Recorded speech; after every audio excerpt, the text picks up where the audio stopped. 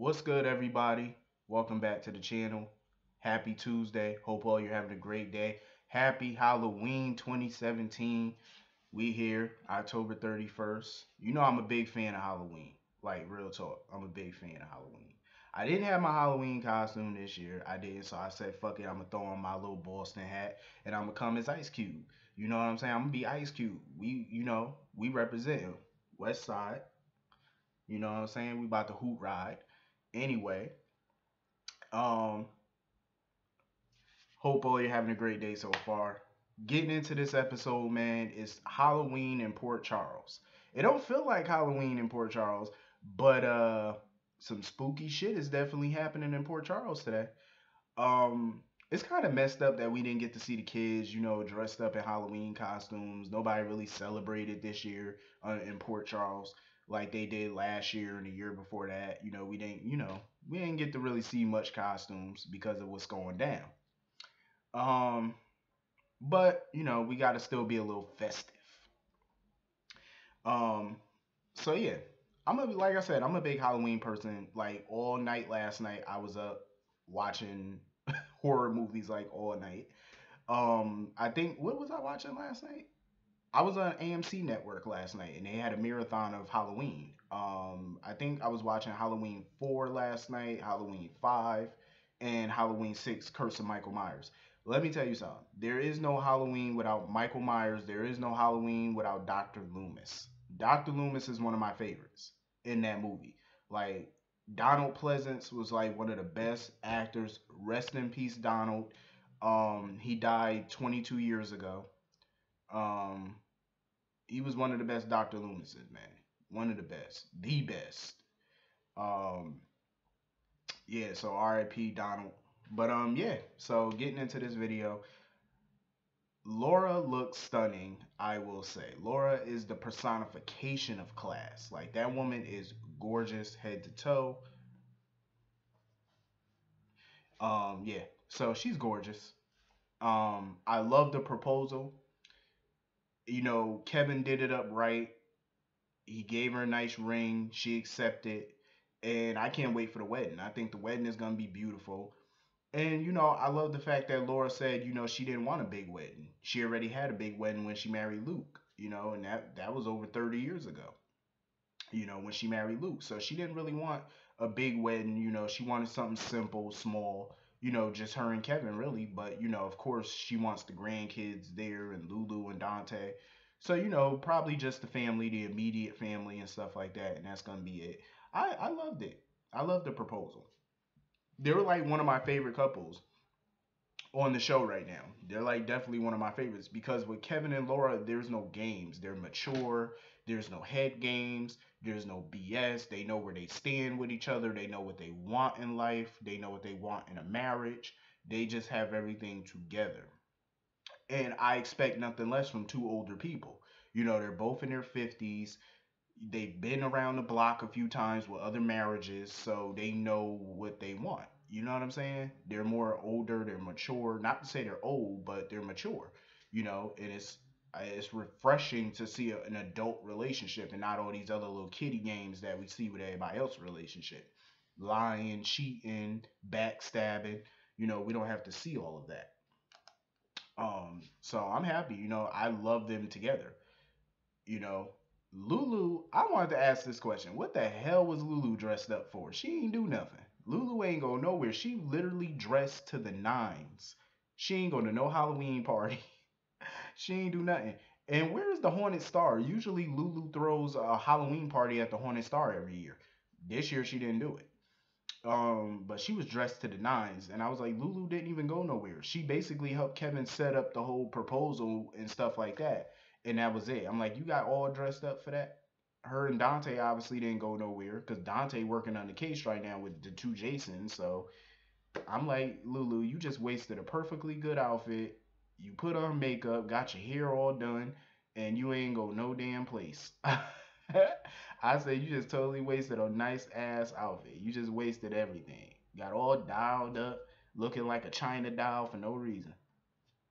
I said, uh oh. Um, Dr. Finn and Anna. I didn't really see the chemistry between them, but I'm warming up to them because I want to see where it can go. I don't really see the chemistry right off the bat between them, but you could tell Anna's definitely jonesing for Dr. Finn now. Like they decided to end their fake relationship or whatever because Cassandra's not sick. And Finn was like, there's, he can't give her a fake diagnosis because he could lose his medical license if he ever did. So he can't diagnose her with something that she doesn't have. So they decided to just end the charade because she's obviously not sick. The test results came back. So why was this woman running around talking about she was ill and she had all these doctors doing research on her or whatever, doing tests on her? But ain't nothing wrong with your ass. So what you talking about you sick for? I don't know. And I have another question. I love the fact that Anna has her own house and stuff like that, but that is too much house for one person. She lives in that big old mansion. For those that don't know, that's actually the old Chandler Mansion set from All My Children. They used to actually. It's different. It's obviously a little different, but that is definitely the setup from All My Children, the old Chandler Mansion. That's a big ass house from one little person, and I know damn well she got to have a maid or something in that house. Cause I'm like, ain't no way she's scrubbing them floors herself every day. Hell no. I said, hell no. That's a lot of house to maintain for one person. So anyway, Andre is trying to cover his ass at this point. So Andre, I guess we learned today that Andre's not evil, and the only reason he's a part of this was because he was doing some type of research or whatever, and I guess he needed funding or whatever the case may be. But he didn't. He knew that Dr. Klein and the clinic was a little shady. He knew, but he didn't know how shady. He didn't know how bad thing. He didn't get into this to hurt anybody. And that was the whole goal from the get go was never to hurt anybody. He didn't want nobody shot, nobody nothing drugged, none of that. He didn't want no violence. And now that it escalated to that point, he's trying to figure out how to cover his ass. And Dr. Klein was like, he didn't want none of this either. He was like, he's a research doctor. He's a doctor just like Andre. And Andre was like, we can't even call ourselves, you know, research doctors anymore. Not after this. You know what I'm saying? So it just seems like they're not all evil. It's just that they're, yeah, they're a little shady or whatever, but they're not totally 100% evil. They're not Helena Cassadine evil. They're not trying to kill anybody. They're just trying to get funding for their work. And they felt like this was the only way to do it. So basically, they cut corners. And now it escalated to a horrible situation that they now have to figure out how to get out of. And they don't know how to do that. Dr. Klein is in this thing worse than Andre because nobody knows about Andre's role in this. But Dr. Klein's name is popped up all over Port Charles now, so people know about him. Andre can still cover himself at this point because nobody really knows. I think the only person that's probably on to him is Franco. Franco's like the only person that's kind of on to him, I think. Um, but nobody else suspects a damn thing. And Andre felt bad because he was like, he never wanted Elizabeth to get hurt, Sam, nobody. He was like, he felt Elizabeth was a friend, a colleague, and she trusted him with the care of her child. And he felt like he just let everybody down. So he's not evil. It's just that he did something stupid for what he felt was something good. So he felt like the ends justified the means, but he never wanted it to go this far. You know what I'm saying? So he's not totally evil. It's just that he's in a bad situation. Dr. Klein better protect his ass at this point because you got everybody about to be gunning for you. So better do something, boy.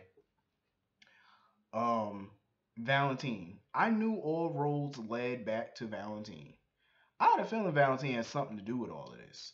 So I don't know what part Valentine played in this, but he obviously know more than what he's saying. Because when Jason shot that guy, the guy apparently is still alive. He's hurt bad, obviously, but he's alive. And that's when they called the ambulance and stuff like that. And Dante came to the pier or whatever to try to talk to the guy, but he talked French. He was speaking in French. And he was telling Valentine about Klein and stuff like that. But Valentine didn't tell Dante what the guy was saying. He lied about what the guy said. And Nina know Valentine lying. She suspect he lying about something. Cause she heard the name Klein. And she know that they were talking for a good minute while she was on the phone with the cops. So she know that he's lying about something, but he trying to cover it up. I don't know what role Valentine played in all of this, but I know he in it. because he definitely knows about Patient Six. I definitely think he knows about Jason, and he played some type of role. I don't think he's the mastermind of this, or maybe he is. I don't know. It's plausible, but then that brings up the question: how does Helena and Victor fit into all of this? If Valentine fits into this as well, how did where does all of this lead? Who's the mastermind behind this? Because from what I gather, why would Helena work with Valentine? She hated Valentine. Hell, she was scared of Valentine. Why would she work with him? Especially on this. Valentine's name never popped up in this situation until now. So what role does he play? See, this is all confusing. It's like we just keep getting more questions and not enough answers. What is going on? Who's involved in all of this? I know Helena and Victor. We know that. But where does Valentine come into this? It's just like a whole clusterfuck right about now.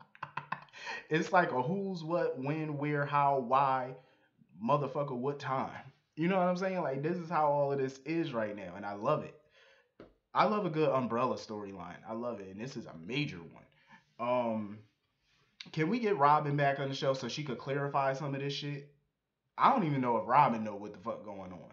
You know what I'm saying? Because I think she really believed that the Jason she brought back to Port Charles was the real Jason, but really she brought back BM's Jason, not SB's Jason.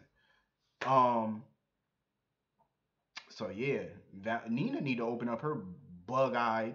She need to open up her damn eyes and see that her husband is crooked. He's on the take. He has slapped his own mama just to get ahead. Speaking of mamas, I heard that they were supposedly bringing Valentine mother in the show. That's a rumor I heard. Um. So anyway, moving on from that. So Jason, SB Jason, Steve Burton Jason comes through the doors, and Billy Miller's Jason, like I said yesterday, he didn't look shocked. He didn't look nothing. He was just emotional and angry. You know what I'm saying? He was telling SB Jason, put my wife down or I'm going to kill you. I said, oh, so we got a Scar and Mufasa thing going on here, I see. Um, this is definitely Todd versus Victor 2.0. This is what it is. Because I knew it was going to happen. Now it seems like everybody's going to start turning on BM's Jason. Just like everybody turned on Victor when the real Todd Manning came back. Everybody turned on Victor. They turned on him. Star turned on him. The only person that was ride or die was really Jack. Jack Manning. He was the only person that was really on Victor's side when the truth came out. But Sonny was definitely on SB side. He was definitely like the way he just looked at Billy Miller Jason. He just looked at him like, I don't know you, motherfucker. After 2 years, he just treated him so ice cold, like not ice cold, but it was like, I don't rock with you. My real Jason is back, so you're done. I don't fuck with you. I don't know you. It was just like that Big Sean song. I don't fuck with you. That's pretty much what it was. Like, I don't give a fuck. I don't give a fuck, bitch. I don't give a fuck about anything you do. Like, that's just how it was. Um, I said, poor Billy Miller Jason. I'm calling him Billy Miller Jason. I ain't doing Jason 2.0 and all that. It's too much. So Billy Miller Jason was so emotional today and angry. I was like, damn. And then when Jordan came in, Jordan was like, what the fuck is going on? And it's so funny because that right there solidified that Billy Miller is not really Jason. That whole scene solidified it for me. Because when he told Jordan to arrest this man, I said, no, no, no, no, no, no. You're definitely not Jason. The clues and the hints were dropping for a minute now because I started noticing little things months ago. And definitely the way him and Sam interacted. Like when Jason would always, Billy Miller, Jason would always call her honey and sweetie. That's hell no. Jason ain't never called Sam honey. Jason wasn't that type of dude. Like he just never called Sam honey. He wasn't affectionate like that. Him and Sam were affectionate towards each other, but it was nothing like Billy Miller and Sam. Billy Miller, Jason, and Sam. That was a lot of affection. Like in public, private, he just always called her honey and baby and all. Well, not baby, but you know how it is, honey, sweetie. Jason would never. Hell no. Jason ain't never called Sam no honey. That ain't how they showed affection. That's not no. Hell no. But when Billy Miller Jason told um Jordan to arrest Steve Burton Jason, I said, yeah, that's not the real Jason. Because first of all, Steve Burton don't fuck with the cops like that. Yes, he's worked with Lucky a couple times and stuff on a case or whatever, but Steve Burton Jason never really fucked with the police like that. He would never call the cops on nobody. He would never tell the police, "Oh, arrest that man." No, no, no, no, no, no, no. That's not how Jason rock. First of all. And I love the way Steve Burton Jason was just ignoring Billy Miller Jason. Like every time Billy Miller Jason would say, "Oh, get away from my wife," Steve Burton would completely ignore him and just talk to Sonny and Carly. I bust out laughing. I said, "For real." It was funny as shit. So when they get to the hospital and stuff like that, Jordan takes Steve Burton Jason to the PCPD to ask questions. So they get to the hospital and Dante show up to the hospital and stuff. Billy Miller Jason trying to ask Sonny like, "What the fuck is your problem? Like you've been acting so different towards me tonight. You've been acting like just odd." Talking about, and it's so funny because Billy Miller Jason keeps saying, "Oh, I need to go see my wife. I need to be with my wife." Like he keeps emphasizing that Sam is his wife. So he goes into the room to see Sam and he tells her, "I am Jason. I'm your Jason." I said, "Okay, that solidified it for me that you're not really Jason. You're not really him, bro." Um, so Sonny tells Dante because Dante's still trying to figure out what the hell going on. So Sonny tells Dante that Steve Burton is the real Jason. And Dante was like, "What?" Like I would have had the same face as well. Like, what the fuck is going on? Like that it's like the Twilight Zone. Like, what is going on? So anyway, um Steve Burton Jason get to the PCPD, Jordan asking him all these, talking about some asking him questions. This is how I knew for sure. Now I'm 1,000% sure Steve Burton is the real Jason. When he got in that interrogation room, he said, I'm not talking to you without my attorney. Bitch, that's Jason. You can't tell me that ain't Jason. If you ever watch this show with Steve Burton as Jason, you know Jason don't talk to the police at all. He nips that shit in the bud quick. Like that's why Diane always said Jason was her favorite client because whenever he got in legal trouble, he was calm, he was cool, he knew how to handle the police, he knew to sit in the interrogation room, not say nothing until she got there. That's how he handled things. You know what I'm saying? And that's why Diane said Jason was always her favorite client. And then when Carly bust up in the room, Carly was like, "He's not talking to you without an attorney." So Carly now believes that he's really Jason now. She really does believe it. Just by listening to his voice, how his mannerisms is, like she just know for a fact that that's the real Jason, you know? And she kept telling Jordan, she was like, "He's not talking to you without a lawyer." And that's the old Jason and Carly where Carly always defended Jason. She was ride or die. And this had so much nostalgia to it because I remember so many times when Jason was arrested, Carly would barge up into the interrogation room like she owned the fucking place, telling the cops what to do, what they not gonna do. I was, that's what I love about Carly. That's what as many faults as that woman has. This is what I love the most about her: her loyalty and the fact that she used to always ride so hard for Jason and Sonny, and she would just come into the interrogation room, but like, "Nah, this how it's gonna be." Like she used to come in there like she ran that shit. I was like, "Yo, that's what I love about her. Like she's the bomb." Um, so yeah, man, this episode was pretty fucking amazing. Like this episode was great. Um, Let me know in the comments what you thought about it. Hit that like button, hit that subscribe button. I hope you all have a wonderful, scary Halloween. I'm actually working on a prank right now because I gotta scare the shit out of some people. So that's what I'm working on right now, and I'm about to get that together. Um, but yeah, man, I hope y'all all have a wonderful Halloween. Let me know in the comments section how y'all celebrating, what y'all got planned tonight. I'm probably gonna kick back tonight, go get some candy real quick. I ain't trick or treating. I'm too old for that. I'm probably gonna go buy some candy or whatever, and kick back and watch some old horror movies. And you know, let me know what y'all plans are. Let me know how y'all Halloween's turned out. And see you on the west side. Yay, yay. See y'all later. Peace.